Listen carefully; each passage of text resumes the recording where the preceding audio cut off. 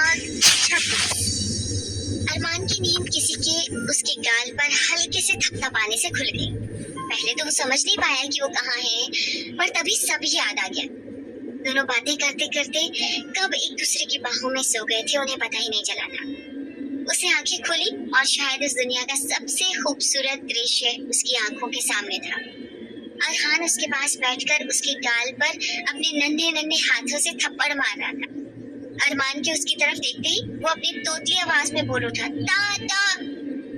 अरमान ने उसकी तरफ मुस्कुराकर अपनी बाहें फैलाई तो वो अरमान को पैरों से धक्का मारने की कोशिश करते हुए बोलने लगा, अलान मम्मा हटो हटो। रिद्धिमा की आंखें भी खुल गई अरहान की आवाज सुनकर। वो मुस्कुराती हुए बोली, अरहान पापा को हाय बोलो।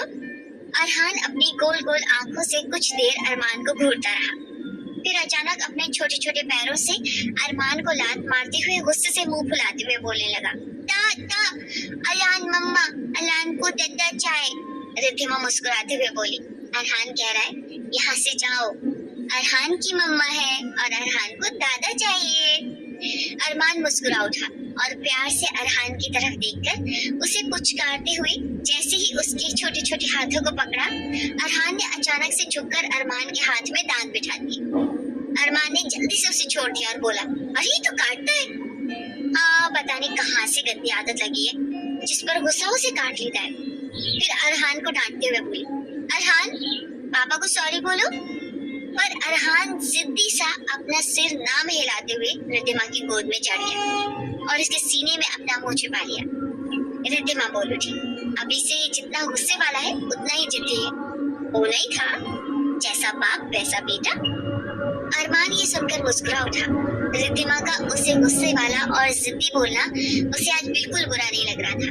रिद्धिमा उसकी ओर देखते हुए बोल उठी, डोंट वरी, थोड़ी देर में अरहान से दोस्ती हो जाएगी, वो दोस्त बनाने में भी एक्सपर्ट है। अरमान मुस्कुराया और बोला, और जब तक मेरी अरहान से दोस्ती नहीं होती मुझे चैन नहीं मिलेगा। तभी अरमान का फोन बज उठा। अरमान ने देखा मम्मा का कॉल था। उसने मुस्कुराते हुए कॉल उठाया और बोला, गुड मॉर्निंग मम्मा। मेरे बेटे का मॉर्निंग गुड हो गई क्या? अरमान ये सुनते ही थोड़ा शर्मा गया और धीरे से बोला, थैंक यू मम्मा। तरस रही हूँ मेरे पोते को देखने को, उसे अपनी गोद में खिलाने के लिए। अरमान, उसे आप कब लेकर आओगे? अरहान तो मुझे बिल्कुल पसंद नहीं कर रहा मम्मा। हाँ तो इतने दिनों तक उसे दूर रखा है आपने, गुस्सा है आप पर। वैसे रिद्धिमा कहाँ है, एक बार फोन दो ना। अरमान ने इशारे से कहा, मम्मा, और रिद्धिमा के हाथ में फोन देने पर रिद्धिमा तुरंत बोल उठी, नमस्ते आंटी। इसका मतलब है कि आपने अब तक मेरे बेटे को माफ नहीं किया? रिद्धिमा असमंजस के भाव से बोल उठी, ऐसा आपको कैसे लगा? अगर उसे माफ कर देती तो मुझे आंटी नहीं मम्मा कहती। जी वो। ओके, अभी आप आंटी ही कहना। पर क्या मैं इतनी लकी नहीं हूँ कि अपनी बहू और पोते से मिल सकूं? रिद्धिमा थोड़ी देर चुप रही, फिर बोली, मैं थोड़ी देर बाद अरहान को लेकर आपसे मिलने आऊंगी। थैंक यू बेटा, मैं वेट करूंगी आपका। रिद्धिमा अरमान को फोन देते हुए बोली, मैं फ्रेश होकर अरहान को रेडी कर लेती हूँ, उसे अपने दद्दा से मिले 2 दिन हो गए, बहुत बेचैन हो रहा है। अरहान जो बेड पर बैठा अरमान को देखे जा रहा था बोल पड़ा, दद्दा, अलान दद्दा। रिद्धिमा अरहान को प्यार करते हुए बोली, अरहान अपने दद्दा और दादी से मिलने जाएगा। तभी उनके दरवाजा खटखटाने पर उनका ध्यान उधर गया। उनकी मेट पारुल थी जो कह रही थी, रिद्धिमा दीदी नाश्ता तैयार है, आप दोनों को बुला रही है आंटी। ये सुनकर अरमान और रिद्धिमा दोनों चौंक पड़े। कुछ देर बाद जब रिद्धिमा अरहान को गोद में लेकर अरमान के साथ डाइनिंग रूम में आई तो अंजलि की मम्मा नाश्ता कर रही थी। वो उन्हें देखते ही मुस्कुराते हुए बोली, गुड मॉर्निंग अरमान, गुड मॉर्निंग रिद्धिमा, आओ नाश्ता करो। अरमान ने उनकी तरफ आश्चर्य से देखा तो वो बोल पड़ी, लीजा ने बताया कि आप यहाँ हैं। वैसे अच्छी बात है, आप दोनों ने सुलह कर ली, आइए बैठिए। नमस्ते आंटी, आपको बुरा तो नहीं लगा मैं यहाँ आया? अंजलि की मम्मा कॉफी का घूंट लेते हुए बोली, अरमान, आपको पता है बहुत साल पहले मैं यही बेवकूफी कर चुकी थी। शशांक ने मुझे समझाने की बहुत कोशिश की, पर मैंने जैसे अपने कान बंद कर लिए थे और इसका परिणाम यही हुआ कि मैंने शशांक को खो दिया। जब रिद्धिमा से मिली तब पता चला कि शशांक इस लड़की के बारे में कितना सही थे। मैं नहीं चाहती कि ऐसी गलती कोई और करे, इसलिए मैं खुश हूँ कि आप आगे बढ़े और आप लोगों की गलतफहमी दूर हुई। आंटी, मैं अरहान को लेकर उसके दादा के पास जा रही हूँ। अंजलि की मम्मा मुस्कुराते हुए बोली। अच्छी बात है रिद्धिमा, लीजा भी बहुत तरस रही है हमारे छोटे राजकुमार को देखने के लिए। और हाँ, लीजा ने कहा है कि आज वो तुम्हें और अरहान को नहीं छोड़ने वाली, तो आज वही रुक जाना। अरमान ये सुनकर मुस्कुरा उठा। आज उसे महसूस हो रहा था कि अपनों का साथ मिले तो सचमुच जिंदगी कितनी खूबसूरत बन जाती है। उसकी आंखों ने नए सपने देखना शुरू कर दिए थे और अब वो उन सपनों से खुद को उबारना ही नहीं चाहता था। आज तो डॉक्टर अमन मलिक के घर में जैसे रोशनी ही रोशनी थी। अरमान के साथ रिद्धिमा और अरहान के घर प्रवेश करते ही जैसे घर का कोना कोना जगमगा गया। लीजा और डॉक्टर मलिक बाहर ही खड़े थे उनके स्वागत के लिए। लीजा के हाथ में पूजा की थाली थी। रिद्धिमा और अरमान को उन्होंने मंगल टीका लगाया और दोनों ने डॉक्टर मलिक और उनके पांव छू लिए। और जैसे ही लीजा ने अरहान की ओर अपने हाथ बढ़ाए, वो अपने छोटे छोटे हथेलियों से उन्हें हटाते हुए बोला, दद्दा दद्दा। डॉक्टर मलिक के आगे बढ़ते ही वो लगभग कूदते हुए उनकी गोद में चला गया था और उनके कंधे में अपना मुंह छुपा लिया। लीजा हंसते हुए बोली, हमसे दोस्ती नहीं करोगे अरहान? अरहान ने उसकी ओर एक बार देखा, फिर अपना चेहरा छुपा लिया।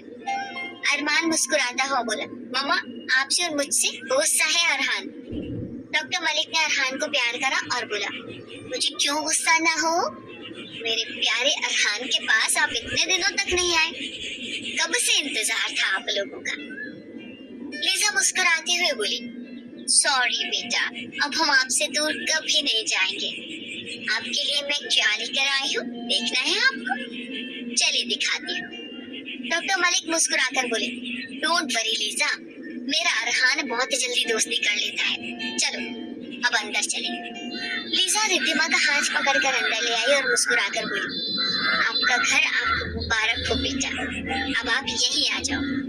तभी दरवाजे से अंजलि की आवाज आई, ऐसे कैसे आ जाएगी रिद्धिमा? पहले अरमान को बारात लेकर जाना पड़ेगा मेरे घर, तब मैं अपनी बहन को विदा करूंगी। अरमान ने देखा अंजलि अपनी बेटी को गोद में लेकर खड़ी थी। लीजा उसे देखते ही बोल उठी, आ जाओ अंजलि बेटा, आप जो कहोगे वही होगा। हम आज ही पंडित से बात करते हैं। कुछ ही देर में अरमान के घर में अंजलि की मम्मा, अतुल, रिद्धिमा के सारे दोस्त सब मौजूद थे। सब मिलकर अरमान और रिद्धिमा की शादी की चर्चा कर रहे थे और रिद्धिमा किचन में घुसकर काकी के साथ मिलकर सबके लिए पकवान बनाने में व्यस्त थी। अरमान अभी भी सबसे सहज नहीं हो पाया था, पर सभी अरमान से ऐसे बात कर रहे थे मानो कुछ हुआ ही नहीं हो। और अरमान अपनी मम्मा को देखकर चकित था। वो सबसे ऐसे हंस हंस कर बात कर रही थी मानो जाने कितनी जान पहचान हो। अरमान कुछ देर वहीं बैठा उनकी बातें सुनता रहा, पर उसे तो इन बातों में उतना इंटरेस्ट नहीं था जितना रिद्धिमा के साथ समय बिताने में था। थोड़ी देर बाद वो चुपके से वहां से खिसक लिया और किचन में आ गया, जहाँ रिद्धिमा काकी को कुछ समझा रही। अरमान उसके पीछे खड़ा था, इसलिए वो उसे देख नहीं पा रही थी, पर काकी ने उसे देख लिया था। काकी उसे देखकर कुछ कहने जा रही थी, पर अरमान ने होठों पर उंगली रखकर उन्हें इशारे से मना कर दिया और वहीं खड़ा रिद्धिमा की बातें सुनने लगा। काकी को सारा इंस्ट्रक्शन देने के बाद रिद्धिमा बोली, काकी मैं अंकल के लिए सब्जी बना देती हूँ, उन्हें ज्यादा मसाले वाला खाना नहीं चलता ना, और ध्यान न रखो तो वो वही खा लेते हैं जो सबके लिए बन रहा है। आप बनाओ बेटा, मैं अभी आती हूँ। रिद्धिमा ने हाँ में सिर हिलाया और गैस पर सब्जी चढ़ाकर उसे हिलाने लगी। अरमान वैसे ही चुपचाप खड़ा उसे देखकर निहाल हुए जा रहा था। रिद्धिमा सब्जी चढ़ाकर मुड़ने वाली थी कि अचानक उसने खुद को किसी की बाहों में पाया। वो जानती थी कि वो कौन है, चाहे कितने दिनों की भी दूरियां हो, वो उस स्पर्श को कभी नहीं भूल सकती। वो जल्दी से खुद को छुड़ाते हुए बोली, अरमान क्या कर रहे हो? अरमान ने उसे अपनी ओर खींचते हुए जवाब दिया, जो अरमान को पहले करना चाहिए था। रिद्धिमा कुछ कहना चाहती थी, पर अरमान का स्पर्श उसे बेसुध किए जा रहा था। उसने अपनी आंखें बंद कर ली और फुसफुसाई, अरमान कोई आ जाएगा। अरमान ने उसे अपनी बाहों में भींचते हुए कहा, आने दो, अब मुझे किसी का डर नहीं है। तभी दरवाजे से अरमान को मुस्कान की आवाज आई, डरना जरूरी है। रिद्धिमा ने ये सुनते ही खुद को जल्दी से छुड़ा लिया, पर अरमान उसे अपनी ओर खींचता हुआ मुस्कान की ओर देखकर बोला, क्यों डरना क्यों है हमें? क्योंकि आप लोगों की अभी तक शादी नहीं हुई है और शादी से पहले ये प्यार व्यार नहीं चलेगा, समझे डॉक्टर अरमान? सॉरी मुस्कान। अरमान ने रिद्धिमा का हाथ छोड़ दिया ये कहकर। मुस्कान कुछ देर चुप रही, फिर बोली वैसे मैं तो मजाक कर रही थी और मुझे सॉरी कहने की जरूरत नहीं है। यूं तो मैं आपको ज्यादा पसंद नहीं करती और ये भी चाहती थी कि रिद्धिमा रेहान को अपना ले, पर रिद्धिमा आपसे ही प्यार करती है ये मैं समझ गई। और जब रेहान को सारी बात पता चली तो उसने मुझे समझाया कि रिद्धिमा की खुशी में ही हमारी खुशी है, क्योंकि हम उसके सच्चे दोस्त हैं। आई नो, मैंने जो भी किया गलत किया था और मैं रेहान को भी बहुत गलत समझता था। उससे भी मुझे माफी मांगनी है। मैं उससे मिलना चाहता हूँ। क्या मैं उसे हमारी शादी में बुला सकता हूँ? उसे बुरा तो नहीं लगेगा? अरमान, तुम अभी तक रेहान को नहीं जानते थे ना, इसलिए ऐसा कह रहे हो। He is the best person in this world. Arman ने हाँ में सिर हिलाया। और कभी होता तो उसे इस तरह रेहान की तारीफ करने पर जलन होती, पर वो जानता था सच में रेहान में जो था वो उसमें नहीं था। वो उस बंदे से मिलना चाहता था जो इसी धरती का होकर भी मनुष्य के स्वाभाविक अवगुणों, क्रोध और जलन से दूर था। अरमान और रिद्धिमा की शादी की तैयारी जोर शोर से शुरू हो गई थी। अरमान अब इस शादी में अपनी सारी कसर पूरी कर लेना चाहता था। उसने डॉक्टर मलिक से कहा था कि वो अब शादी के बाद ही हॉस्पिटल ज्वाइन करेगा, क्योंकि शादी में सिर्फ 1 महीना रह गया था और उसे अभी बहुत सारा काम करना था और वो मम्मा के साथ मिलकर सारी प्लानिंग कर रहा था। वो अपने घर को इस तरह से नए सिरे से सजाना संवारना चाहता था जिससे रिद्धिमा चकित रह जाए। लीजा की इच्छा थी कि घर के पुराने असबाब अब बदल दिए जाएं और अरमान चाहता था कि सब कुछ रिद्धिमा की पसंद के हो। वो अपने कमरे के साथ ही अरहान के लिए एक छोटा सा कमरा बनवा रहा था जो वो खिलौने और सॉफ्ट टॉयज से सजाने की प्लानिंग कर रहा था। उसकी इच्छा थी कि रिद्धिमा उसके साथ मुंबई चले और शादी के गहने और कपड़े आदि खरीद ले। इस तरह उसे रिद्धिमा के साथ थोड़ा और टाइम बिताने का अच्छा मौका मिल जाएगा।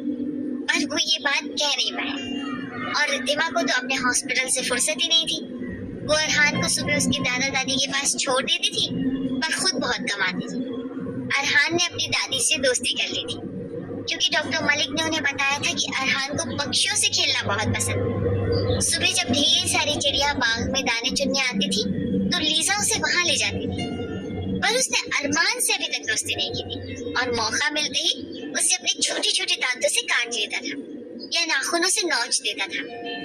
रिद्धिमा के दोस्त उसे ऐसा करते देखते तो अरमान की खूब खिंचाई करते थे। जहाँ मुस्कान कहती थी कि अरहान अरमान से उसकी मम्मा को इतने दिनों तक तकलीफ देने का बदला ले रहा है, तो वही अतुल मुस्कुराते हुए कहता था इसी वजह से मैंने चाहा था कि हमारी एक प्यारी सी बेटी हो। लड़के तो अपने पापा के दुश्मन बन जाते हैं।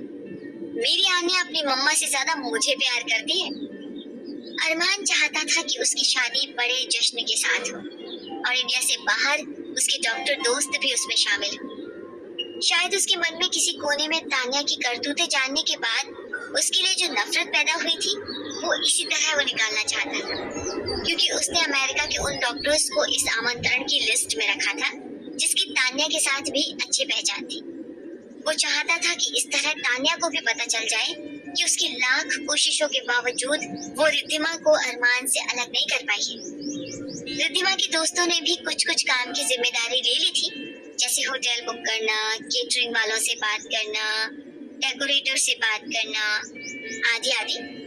इस बीच अरमान ने शांतनु को कॉल करके उसकी शादी में शामिल ना हो पाने के लिए माफी मांगी थी और सारी बात बताई थी और उसे आमंत्रण पत्र भेजा था।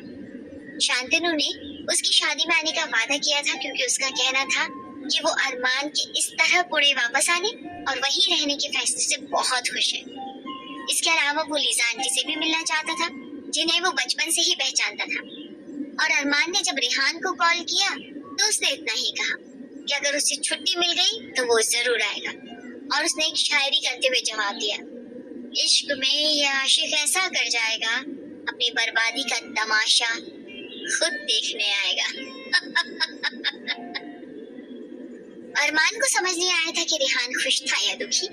उसे रेहान के लिए अफसोस था और मन ही मन वो दुआ करता था कि उसे भी कोई ऐसी मिल जाए जिसे देखते ही रेहान को प्यार हो जाए। जब काम काफी समेट लिए गए थे तो अब खरीदारी का प्रश्न आया और रिद्धिमा के दोस्त इस बात पर चर्चा कर रहे थे कि खरीदारी कहाँ से की जाए। अरमान चुपचाप उनकी बातें सुन रहा था और मन ही मन गुनगुना रहा था कि लगता है ये शादी उसकी नहीं उन लोगों की हो रही है, क्योंकि अपने डिस्कशन में उसे तो वो शामिल ही नहीं कर रहे। मुस्कान इसमें सबसे बढ़ चढ़कर हिस्सा ले रही थी और रिद्धिमा पता नहीं किस मिट्टी की बनी थी, वो हॉस्पिटल में बिजी थी। अरमान के पूछने पर उसका जवाब यही था कि सब तो है उसके लिए फिक्र करने वाले, फिर वो क्यों हॉस्पिटल से अभी छुट्टी ले, क्योंकि शादी में तो छुट्टी लेनी पड़ेगी। और अरमान की भी ये डिमांड थी कि शादी के बाद कम से कम 15 दिनों की छुट्टी लेनी है रिद्धिमा को। रिद्धिमा के पूछने पर उसने अपने चेहरे पर मायूसी ओढ़ते हुए कहा, कुछ अधूरे सपने हैं मेरे, उन्हें पूरा करना है। रिद्धिमा ने कुछ और नहीं पूछा, क्योंकि उसे पता था अरमान उसे लेकर ऑस्ट्रेलिया जाना चाहता है, जहाँ उसका अपना एक घर है, हॉस्पिटल है और उसकी जिंदगी का काफी समय व्यतीत हुआ है। अरमान का ध्यान टूटा मुस्कान की आवाज से। डॉक्टर अरमान, रिद्धिमा को मैंने कॉल करके पूछा है कि शॉपिंग कहाँ से करनी है, तो बोल रही है आपसे पूछ लो। अरमान मुंह बनाता हुआ बोला, चलो गनीमत है, रिद्धिमा के कहने पर तुम्हें मेरा ख्याल तो आया, वरना अब तक तो मुझे लग रहा था कि मैं बेगानी शादी में अब्दुल्ला दीवाना हो रहा हूँ। शादी तुम्हारी और राहुल की हो रही है। ये सुनकर मुस्कान ने आंखें बड़ी करके अरमान को देखा। जहाँ बाकी दोस्त ठहाका लगाकर हंस पड़े, आर्यन बोल उठा, एक काम कीजिए सर, इस संडे को रिद्धिमा के साथ मुंबई चले जाइए, वहीं सारी शॉपिंग कर लीजिएगा। अरमान खुश होकर कुछ कहने जा रहा था कि मुस्कान बोल उठी, नहीं बाबा, शादी से पहले इनको अकेले नहीं छोड़ेंगे, मैं भी साथ जाऊंगी। राहुल आंखें दिखाते हुआ बोला, तू क्यों कबाब में हड्डी बनेगी मुस्कान? लीजा अंदर आते हुए बोली, बच्चों मेरा मानना है आप सब चले जाओ वहाँ, शनिवार को जाना और रविवार को वापस आ जाना। मेरी अभी अभी अंजलि की मम्मा से बात हुई है, वो किसी काम से जा रही है, तो आप उनके घर में ही रुक जाना, क्यों ठीक है ना? मुस्कान ये सुनकर खुशी से बोली, एकदम सही है आंटी, वैसे मुझे मुंबई जाना था रिद्धिमा की शादी के लिए, अपने लिए भी तो नई ड्रेसेस लूंगी ना, तो ये बहुत अच्छा मौका है। उसके बाद जहाँ सब डिस्कस कर रहे थे कि कौन से मार्केट से किसको क्या क्या खरीदना है, अरमान जला भुना बैठा था, मन ही मन बुदबुदा रहा था, मम्मा भी ना कुछ समझती नहीं है, उनको तो पोता मिल गया है, खुश है, मेरी कोई फिक्र ही नहीं है, एक भी मौका नहीं देती जो रिद्धिमा के साथ थोड़ा टाइम बिताऊं, उसकी कुछ सुनो, कुछ अपने दिल की बात कहूं। सब मेरे प्यार के दुश्मन हैं। उसने देखा सब बातों में व्यस्त है तो वहां से उठ गया और अपने कमरे में जाने लगा तो लीजा बोल उठी, अरमान आप कहाँ जा रहे हो? अरमान नाराजगी से बोल उठा, अपने कमरे में, आप सब मिलकर मेरी शादी के लिए कुछ डिसाइड कर लो तो फिर मुझे बुला लेना। कहकर वो अपने कमरे में चला गया। उसके जाते ही सब ठहाका लगाकर हंस पड़े और लीजा भी उसमें शामिल हो गई। Poor boy, he is irritated. मुस्कान हंसते हुए बोली, हम तो यही चाहते हैं लीजा आंटी, सच कहूँ तो आपके बेटे की खिंचाई करने में बड़ा मजा आता है, पर आप चिंता मत करो, मुंबई में वो रिद्धिमा के साथ ही रहेगा, हम उन्हें अकेला छोड़ देंगे। लीजा प्यार से मुस्कान को देखते हुए बोली, आप मुझे बहुत अच्छे लगते हो बेटा, आपको देखकर मुझे आर्या की याद आती है, आई मिस हर। राहुल बोला, हमें पता चला है कि इन सारी गलतफहमियों को दूर करने और आप लोगों को एक साथ करने में आर्या का बड़ा हाथ है, हम सब उससे मिलना चाहते हैं, शादी में तो आएगी ना आंटी?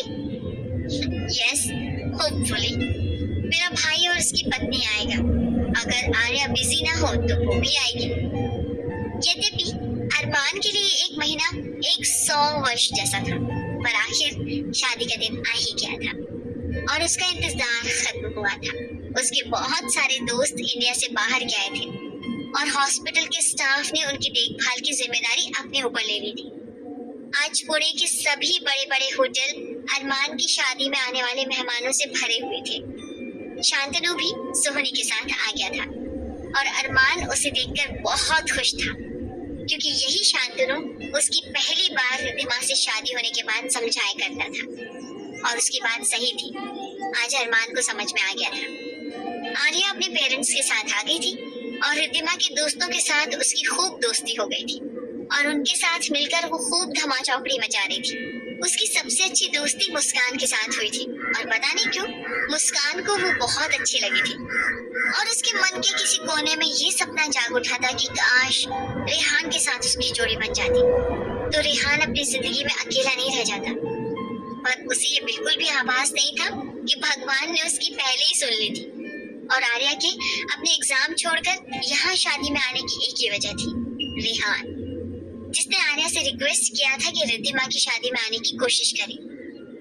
बारात आ चुकी थी और दूल्हा दुल्हन शादी के मंडप में पंडित द्वारा बताए गए मंत्रों का उच्चारण करते हुए जन्म जन्मांतर तक एक दूसरे का साथ निभाने और एक दूसरे के सुख दुख में भागीदार होने, एक दूसरे की कमियों को नजरअंदाज करने, एक दूसरे की तकलीफों को समझकर उन्हें सहारा देने का अग्नि को साक्षी मानते हुए प्रण कर रहे थे और आर्या मंत्रमुग्ध सी वो सब देख रही थी। उसने अब तक कोई इंडियन शादी अटेंड नहीं की थी पर सुना जरूर था और आज उसे देखने का सौभाग्य मिल गया था। पवित्र अग्नि के चारों तरफ जब अरमान और रिद्धिमा फेरे लेते हुए एक दूसरे के लिए वचनबद्ध हो रहे थे तो अचानक आर्या के मुंह से निकल गया, वाओ, इसे कहते हैं शादी। जब इंसान उस ऊपर वाले को साक्षी मानकर एक दूसरे का साथ देने का प्रॉमिस कर, न कि सिर्फ कागज पर साइन करके एग्रीमेंट बनाने। इसलिए हमारे यहाँ डिवोर्स ज्यादा होते हैं क्योंकि हस्बैंड वाइफ को शादी का मतलब पता ही नहीं होता है। उसे किसी की आवाज सुनाई दी। अगर इतना ही पसंद है तो एक इंडियन से शादी कर लीजिए मोहतरमा। आर्या ने झटके से देखा और पाया रेहान वहां खड़ा था। असल में वो आने के बाद से ही रेहान का इंतजार कर रही थी पर रेहान ने उसे कॉल करके बताया कि वो छुट्टी मैनेज नहीं कर पाया है। उसके बाद से आर्या थोड़ी उदास हो गई थी क्योंकि उसे पता था कि यही एक मौका है जब वो रेहान से मिल सकती थी। रेहान को देखते ही उसकी आंखों में खुशी के तारे झिलमिला उठे। वो मुस्कुराते हुए बोली, तो जनाब को टाइम मिल गया। बस एक दिन की छुट्टी पर आया हूँ, तुमसे वादा किया था ना, इसलिए सुबह निकल जाऊंगा। आर्या उदास होते हुए बोली, सिर्फ एक दिन।